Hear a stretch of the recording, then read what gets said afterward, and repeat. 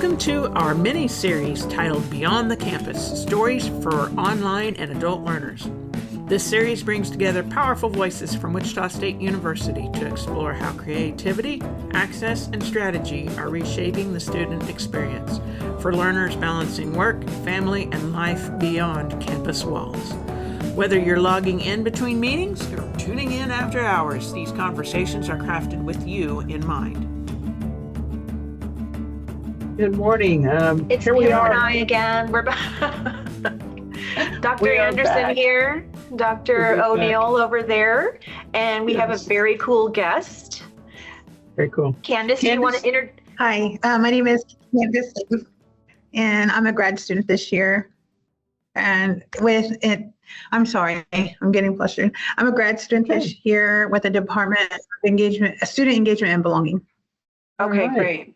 And if you get frustrated, that's also fine because we do that too. Or we'll be lot. talking and then we'll be like, wait, what was I going to say?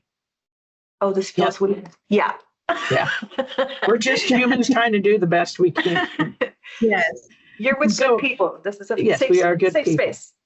Yes. So let's start it off pretty easy. What brought Yeah. you back to school as an adult learner, Candace? What brought me back to school was I put off so long. I started my degree at age 19, and of course life happened and I put it off. I was in a career that I really didn't enjoy, and so that kind of pushed me back into wanting to go back to school and finish my degree. Okay. I know you came by our office when we were in Grace Wilkie Annex and as an adult learner, but as an adult learner in the same, I mean, we have a space for you. But what were some of the biggest fears or hesitations you had before coming back to school? Before coming back to school, I was returning at 45, so of course my age, you always think college isn't for me at age 45. Also, I kind of remember my first experiences in college, and it was kind of, I want to say I was a little isolated on campus and a little lonely when I first came here at 19. And so just remembering that experience I was a little hesitant. And just mostly the fact of my age was the biggest. Amber and I have talked, we set up some questions and everything. And Yeah. After I sent those, Amber sent one of the best questions I wish I would have included it on here. Amber, can you go ahead and ask that question? Because I think it's very important we talk about this. Yeah, you said something about when you started campus, it was kind of a lonely experience. And I remember feeling that way too, because I'm first generation. And so I kind of just stumbled onto campus and was like, hello. So sorry, also have allergies. And so kind of my journey is that, I started not knowing anything, and now I get to advocate for those who feel like I did when I started. So I wrote this question directly for you. As a first generation student, what words of encouragement or wisdom would you offer to those who are navigating this journey too, who are like, I don't like where I'm working, maybe I should get back, I don't know what I'm doing in my life. What would you say to yourself? As a first, do you mean like as a first gen student coming in? What would I say to myself? Yeah. back then? Gosh, So much. I'm sorry. I'm trying to figure. Oh man. Take your time too, because this is a loaded question for real. Yeah. I can just explain my story a little bit. I was kind of like you described, how you described, like you were just put on campus. I don't remember visiting college campuses in high school. I was not comfortable on campus as a first gen student. My parents didn't go to college, so of course they didn't talk about it or what it would be like. You see a lot of things on TV and you think you know what it's going to be like, and those things are not even near the experience of what it is. At the time when I was 19, there wasn't a lot on campus like the Office of Student Engagement and Belonging. So I kind of didn't feel like I had a place I could go. I didn't feel like I had a place on campus. Kind of just being an Indigenous student in Wichita, there's a really small population. So I kind of felt like I didn't find my people, I guess you would say. And it was just kind of like a lonely experience. Looking back now, I wish, of course, you age and you get older. I wish I had kind of like, I don't know if it's the nerve or whatever, just to speak out to people and ask for help. Whether or not it was available to me, I don't know, because I didn't ask for help and nobody really told me where to go for help. So just looking back, I kind of wish that, just speak out more. If you're lost, ask questions is what I would tell my younger self now. Yeah, I think the words you're looking for, and I know that took me a while too, whether that's because I was an adult learner or whatever it was, but finding my voice and realizing that people not only wanted to hear from me and my experience, but needed to as well. And I can just imagine, as an Indigenous person, I said it right. I can't even pretend to be in your shoes. Can you talk about that for a little bit? Because as you said, it's a very small population, even here in Wichita. And then once you get on campus, I would imagine it's even smaller. Have you been able to find more Indigenous people, or, how's that going for you? What does that look like? Are there groups? There is an Indigenous student collective on campus. I'm involved in that group. It's not a very large number of students. This year, tonight will be my first time connecting with that group for this year. Last year I had some connection with that group on campus. The only way that I can describe it is like, I always go back to when I was 19 and I started on this campus. We had one Indigenous teacher on campus, and he was a professor of minority studies, and his name was Jerry Shaw. And I knew him before coming onto campus, so he was my connection. Back then I did have a connection with a teacher, but not my peers, of course. And so having him on campus did help a little now looking back. But other than that, there were not really any students to connect with.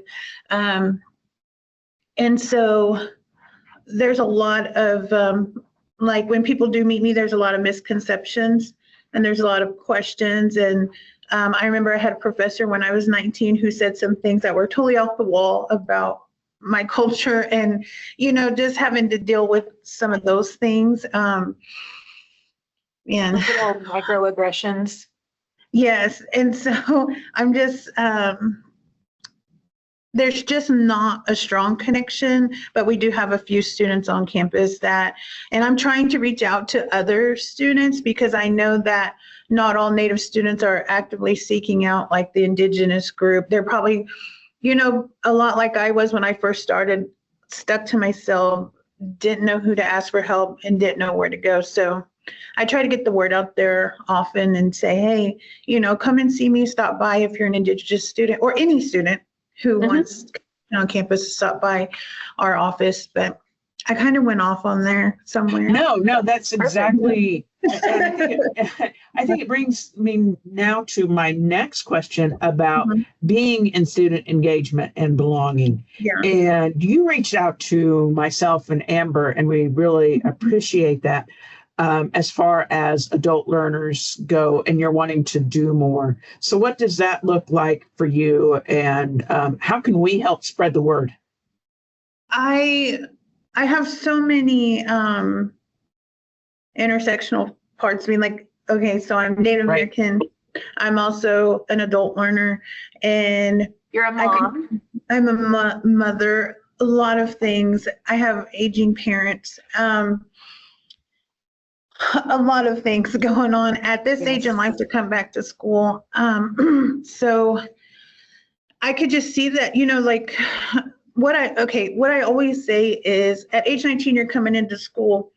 or age 18, 19, whatever it may be, when you first start your college journey and you have all these issues to deal with. But then when you come back at 45, there's even more stuff to deal with to come back to school, which is children, if you have children at this age, jobs, especially for me right now, it's aging parents, that all factor into, what I'm doing on campus. And so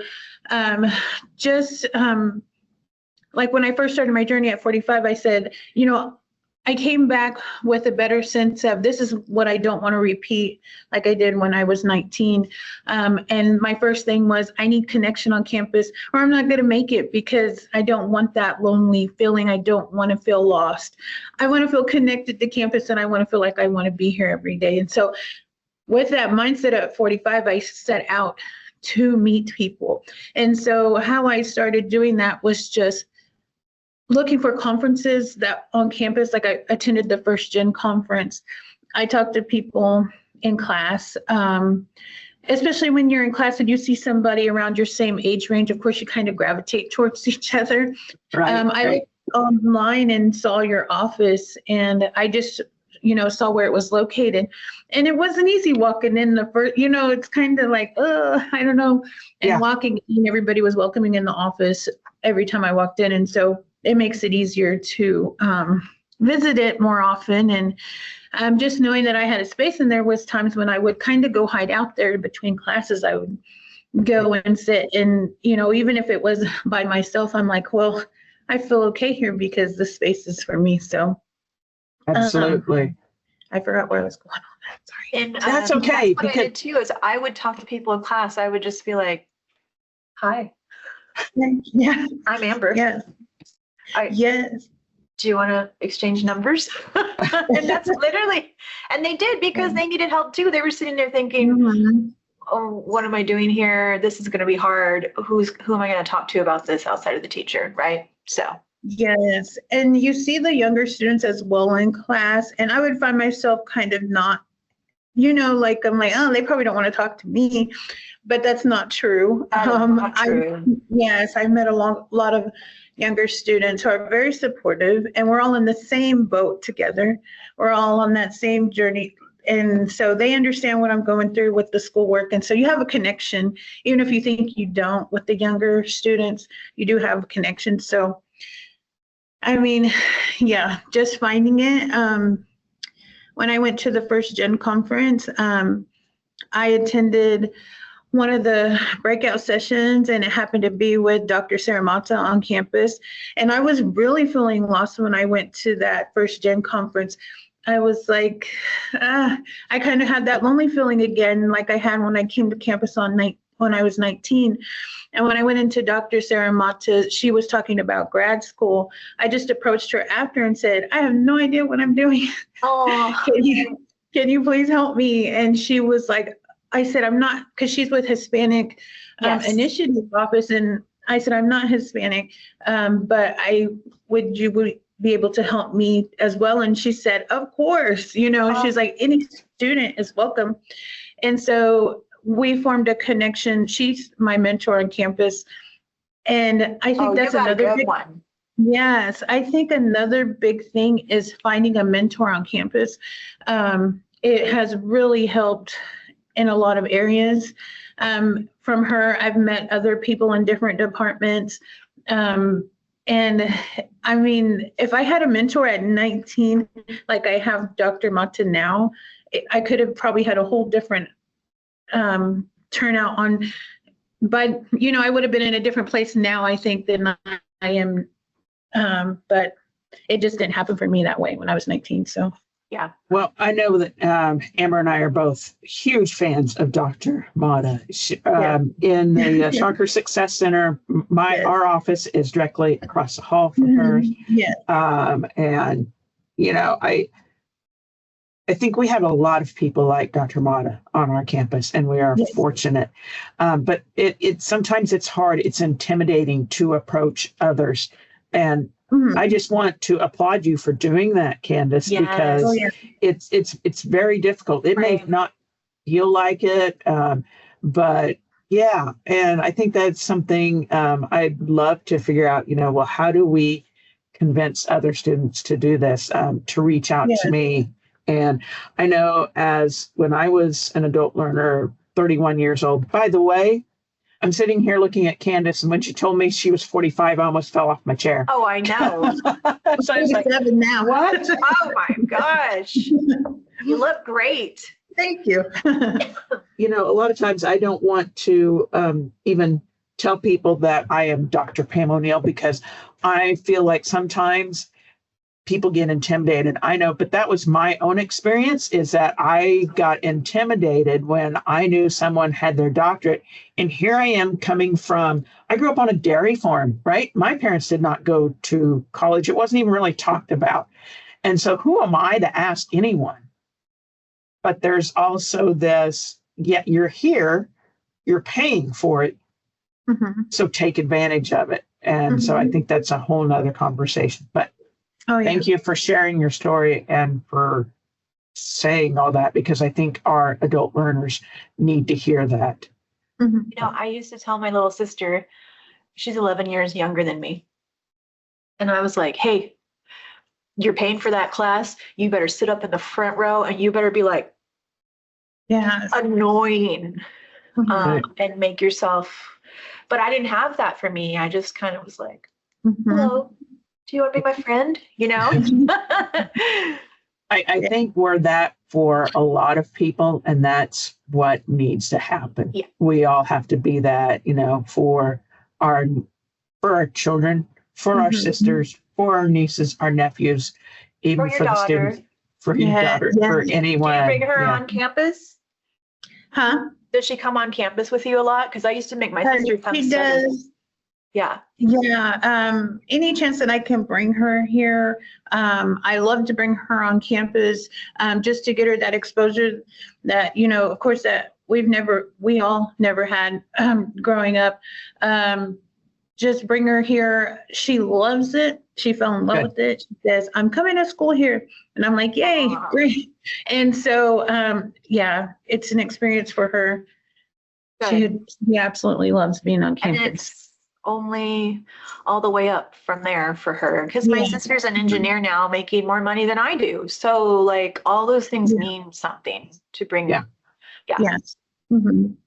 Sorry, we got off topic. But that's what we do. And I think that's what makes this interesting, is that we're having the conversations that adult learners need to have, and we're having them for them in this format. So I think it's important that we let this conversation just gradually go where it needs to go. And so, Candace, you've done a lot in, reaching out, and you've talked about what you've done, but do you have any tools, habits, or routines that help you stay energized and focused, or anything in particular? Oh, yeah. Oh, man. Your well-being. How do you take care of your well-being? Yeah. I'm like, I might need some tips on that, actually. No. Don't we all? Yeah. I think for my what's really helping me with my well-being right now is being in, this has to do with work, but being in a department that I actually love and that I like to be a part of, and doing something that means a lot to me, like, reaching out to adult learners or reaching out to Indigenous students. So that's kind of, it's like, kind of, you come in and you're not really totally overwhelmed. And I think if you just find your place in what interests you, it helps a ton. Other than that, like just taking the time for yourself. Like I just took a trip to Oregon, back to the reservation that I'm from.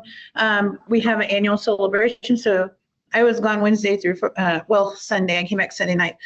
But just taking those times to connect with your families and making the time. Yes. Oh, 100%. Amber knows this about me, but I've started, I go swimming Monday, Wednesday, and Friday, 11:30 to 12:30. And Yeah. I put it on my calendar. And it is on my work calendar. Anybody that has access to my calendar can say, "Oh, Pam's swimming from 11:30 to 12:30," and I've gotten more encouragement from doing that, and it makes me feel good. And so I think it's also putting it out there and just saying, "This is for me," and Yeah. everyone respects that and knows that, you know what, Pam's trying to do something good for herself, which in turn makes her a better person and can help the students more. So, Oh, yeah. quick hypothetical question, not hypothetical, but here we go. So I'm an adult learner. I'm listening to this and I'm like, yeah, I get what she's saying. Candace, how do they connect with you? They can connect with me through the Office of Student Engagement and Belonging. I'm here Monday through Friday. Most of the time, 9 to 2, I'm here Monday to Friday, unless I have another meeting or anything. I want to connect with anybody who has questions or if they need help. I mean, I know your office is there as well for adult learners to offer help to them. I might have to come see you guys soon. I mean, absolutely. You know, we can do something where we host you. Yeah. And then we invite everybody to come see you and meet you and stuff like that. But do you have like a phone number someone can call you? Do you have a phone or an email? What's the best way to get a hold of you? My email is belonging.grad@wichita.edu. Okay. And even if I'm not a grad student, can I reach out? Yes. Okay. I'm here for any student on campus that feels like they can't find their place. We have a lot of programs within student engagement and belonging to help with exactly that, of finding your place on campus. We have a lot of resources also in this office, like if you need to print. I know that your office also does stuff like that as well. Like if you need to print papers or you need a place to study, there's a kitchen in student engagement and belonging where you can leave your lunch and come and heat it up. And there's just a lot of things here that people really don't know about. And I think I've mentioned before that sometimes when you walk by this office, you see a lot of young students, but everybody's welcome. It doesn't, anybody's welcome in the office at any time. And it's Where is your office? School. It's in the RSC on the second floor. And there's probably an exact room number, which I don't know. I don't know why I don't know, but. That's okay. We'll put it up here on our podcast to make sure everyone knows how to find you, because I think you are a connector. I remember reading a book not too long ago about the different types of people, and you really seem to be that connector, and student engagement belonging is. I feel like that's where you found your home, and I feel like I found my home here. Amber, I know we don't have much time left, and we've got all these questions here for you. We have all these questions. Can I ask one? I think that is always important for our adult learners, because our students who are enrolled in an online program, or all adult learners as well, they might be on campus or off campus. I know you guys are busy. We know you guys are working jobs. We know you're caretaking for sick family members. We know that you're involved in the community, and you're busy, right? Yes. And then now you've decided to come back to school. We always ask you guys, how do you make it work? What's the secret sauce? I don't know. Yep. There's no that's right totally answer. Right. And I'm glad you said that, because sometimes it's like, I don't know how I make it happen, but I do. And I think part of what we're talking about is reaching out and connecting with others. And I think that's how you make it through. Am I right? Wrong? Yes. I think it's, just like I said, how it works for me, gosh, I have a daughter who's 12 and she's in sports. So she has games sometimes right at 4:30, right when I leave campus. I drive 30 minutes to go to her, or I'm leaving here to go see my parents to help with their needs. But I think how I make it work is just, Gosh, I don't know how to describe it other than just, I want to be here and I want to do this. So I have that determination to find the time to get the work done, to get the assignments in, to meet all those appointments. You just have to kind of just fit it all in. And sometimes it can be overwhelming and stressful, but that's when our self-care comes in. Like you were saying, you like to swim or but yeah, I don't have like real organization, like advice, but it gets done. And I just think that determination and just knowing that you belong here on campus and that you're part of this campus, I think really, really helps a ton. Like that is my main thing is I just want everyone to feel like they belong here. And if they don't feel like that, they need to come and see me. No, I'm kidding. Right. Or me, or Pam. Or Pam. Yes, Right. exactly. Good. Well, I'm glad you found your home here. Oh, Yes. Thank you. Thank And we're you. so glad you're here and you're advocating for not only adult learners, but for Indigenous people and for anyone. School student. Grad, Mhm. yeah. Keep doing what you're doing, and let's see if we can't get together, Candace, host you over here, and just have a time for you to say, hey, you know what? And maybe others adult learners are like you, Candace. They're kind of like, ooh, Radigan, and it gets all crowded and scary over there. Yeah. And I get it, 100%. We'll host you over here. Everybody, I want you to come out and see Candace. Come to Adult Learner office over in the Shocker Success Center. We'll get a time together for you to do that. And That'd be great. Yeah. did I miss anything? Amber, do you want to add anything? One last No. question? No? I mean, I could talk to you guys all day, really. Right. Yeah. Our students are just heroes. I don't even know. Yep. Like, really, I don't even care that anybody hears Pam and I. We just want to hear your stories and we want to share them with everybody on campus because you guys are heroes. So, but this is fun. This is fun for us. Yeah. It's one of the reasons I love my job is getting to talk to people like yourself, Candace, and other adult learners and online learners and everyone. So we'll make sure that we get your email address up on this, on the notes. And Yes. everyone else, if you're listening to this, be watching your email. We'll get Candace in here. We'll have kind of a meet and greet and it'll be all kinds of fun. Yeah. Okay. Yes. All Great. right. I'm looking forward to it. All right. Thank you all so Candace, much. thank you.